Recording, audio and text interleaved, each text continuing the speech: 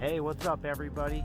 Just working on my hitch. My hitch alignment was off. I realized that this back unit was a hole over, basically. So I measured out the width of the frame to frame, and then it was 30 inches. So this little mark right here is 15 inches in the middle. So I lined this up. Then I realized that I had two bars, I had two plates going back here, and the holes don't really quite line up with this. So then I ended up taking that off, screwing this into the center, and then I came up with a way of holding them in position so it doesn't swivel. And so right now what I'm working on is over here. I'm doing the same thing with this one. I'm going to use, I need a hardware store ASAP. I don't see a hardware store, but I got really strong bolts. So we're going to bolt it through. Then we're going to take this metal spacer, I'm going to slide that up there, and then I'm going to take where'd those bolts go? Nice bolts that go. The bolt that fits on here, and then that's not it. Lost it. I'm always losing shit. Not even have to go anywhere. I'm like, dude, where the fuck did it just go? It was literally just on it.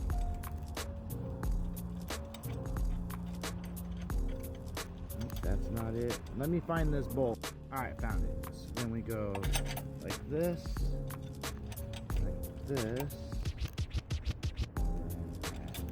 and then bolt it down from the top. So basically what I'm doing is I am creating a barrier between the part that moves here, the center, and then the wall. So I'm basically trying to create a barrier.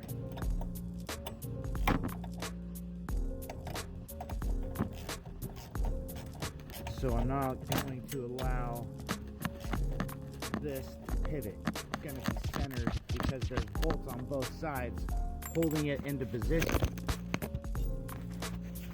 Holding it into position so it won't allow it to swivel.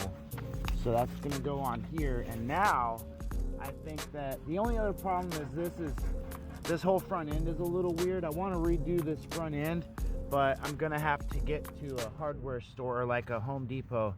Anyways, that was my 3 minutes.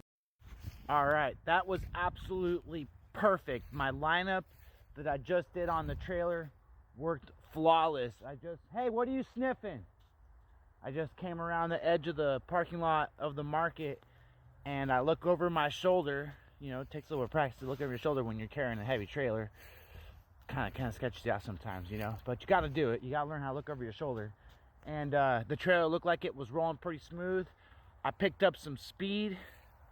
I feel like I finally have figured out what was going on with the trailer. So I decided to come check out one of these ponds that they always have fenced off. There's like 3 of them here. So yeah, I came down to check this out, give you guys an update. Don't forget to follow Mushrooms Adventures. Off to Florida, here we come, Freedom Fast. Alright, so I decided that there is too much traffic right now. It's 3:30 and rush hour traffic's picking up. When I looked at the highway to get to the next town, there was tons of cars and there's absolutely zero shoulder.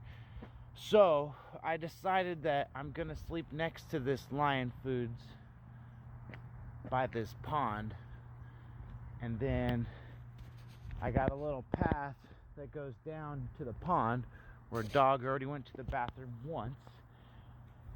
And I positioned the bike and the trailer like off the path so semi trucks can deliver. Hopefully they don't need to use this little spot. Would be a beautiful view if there wasn't trash everywhere. And no, I ain't picking it up because it's not mine. It's like everywhere.